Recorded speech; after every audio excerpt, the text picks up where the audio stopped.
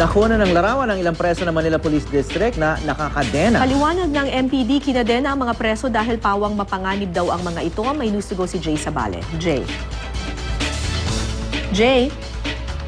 Ukol sa litrato ng 4 na detainees na nakadetena na kumakalat ngayon sa social media. Ito ang litrato ng 4 na detainees na nakakadena at nakapadlock ang mga kamay habang papalabas ng Manila Police District Headquarters bandang alas 3 ng hapon kahapon. Nakuha ni hataw photographer Bongson. Kasalukuyang nagko-cover si Bong ng mini Olympics sa quadrangle ng MPD Headquarters nang makita niyang nilalabas ang mga suspect. 2 litrato nga lang ng nakakadena at nakapadlock na mga inmates ang nakuhaan ni Son.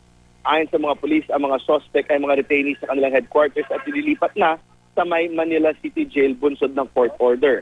Pawang mga no bail daw ang kaso ng 4 tulad ng murder at human trafficking.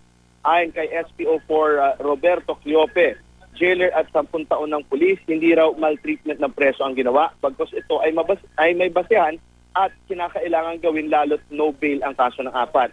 Lingid daw sa kalaman ng karamihan ang panganib sa pagtatransport sa mga preso. Dagdag panganib din ng aktibidad sa quadrangle noong mga oras na iyon. Para raw sa proteksyon ng mga pulis, kriminal at publiko ang ginawa. Base sa Revised Penal Code Article 235 ng Maltreatment of Prisoners Section 4, Paragraph 1 at 2, pinapayagan ang paggamit ng shackles at handcuffs kapag ang kriminal ay klasifikadong delikado at sangkot sa seryosong krimen, basta hindi ito nakapasen sa stationary object. Maaari rin daw itong gawin kapag may prisoner transport at alanganin ang pagtakas ay hindi maiwasan. Ganun pa man, naka-administrative relief ngayon si Cleope. Nung nakita ko kasi yung yung pagsalubong ko sa kanila, yung 4 na magkakadikit sila. Sabi ko, ibang klase to. Sabi ko, ba't walang posas? Ba't nakakadena tapos nakakandado? Inuna ko kagad, nakadalawang shot nga lang ako eh. Dahil mabilis yung pangyayari.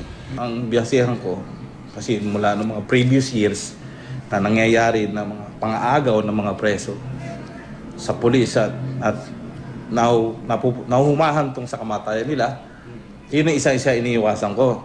And then yung pagpunta sa hospital maraming tao. Meron ako doon na inabot na nang agaw ng baril. Pinapaimbestigahan ko na rito if there are lapses doon sa delivery nga. If indeed hindi naman kinakailangan ikadena yung mga tao. But mayroon kasi tayong mga yung authorized use of shackles and handcuffs na pwede naman, pinapayagan naman. Especially kung high value inmates itong mga i-deliver. Kasalukuyan ang nakakulong sa Manila City Jail ang 4 at nanindigan din ang jailer na may basihan ang ginawang pagkakadena at pagpadlock sa mga suspect. Howie? Maraming salamat, Jay Sabale.